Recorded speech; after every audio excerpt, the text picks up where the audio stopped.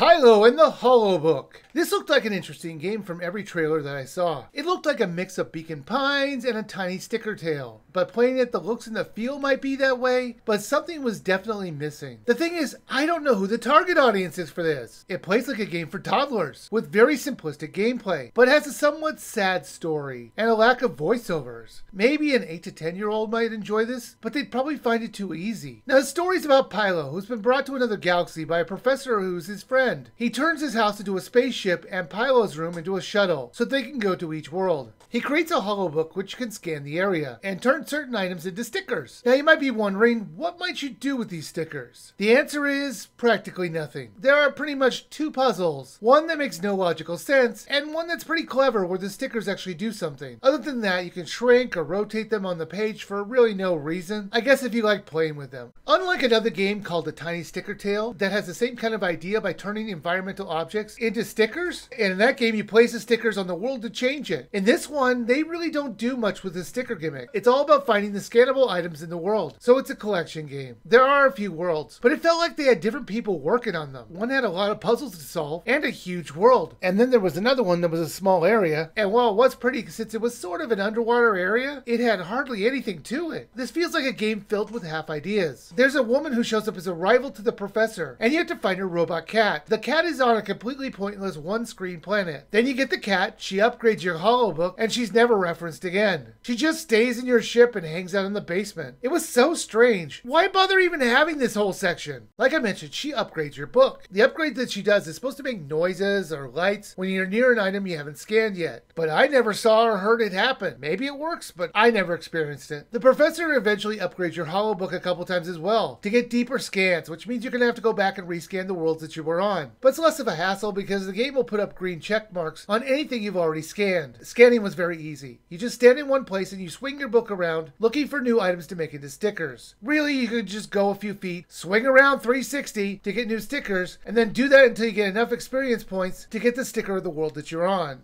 They also give you extra experience points for finding specific items to turn into stickers. You will see shadows on the page of the world that you're on, and you're going to need to find items that have that kind of shape. Now when you do find one of those stickers, that area in the book will glow to help you. The gameplay was so simplistic, I think a young child would enjoy this. They would need help with a couple of the puzzles, but scanning and placing items in your sticker book was enjoyable enough. However, the lack of real voice acting was annoying, as younger audiences might not be able to read everything that's been put on the screen. One of the biggest problems with the story is the huge plot hole at the end. I'm going to be vague here, but there is no reason it had to end that way. Here's an idea. Just build another one. You say you will right before the end credits. So there's no point to the sacrifice. It was so dumb. Now this isn't a very long game. It's about 3 to 4 hours long. It's only 4 if you really want to get 100% completion, which you really don't have to. After you finish the goal of the area, it will show you how many items are left to scan. If you get 100% in the world, if you do, the sticker will change by giving you a description by it. Pilo in the Holobook was enjoyable enough for a few hours. The story was serviceable. The worlds were sometimes really well made, and at other times felt hollow. And it felt like it was just there to add more stuff to the game. Now I did love the visuals, and it was very easy to control. Now this is normally $12.99, and I would say wait for it to go on sale. I do wish they had done more with the sticker gimmick. The game is easy enough for younger kids to enjoy it, so if you think they might be interested, you should wait for it to go on sale.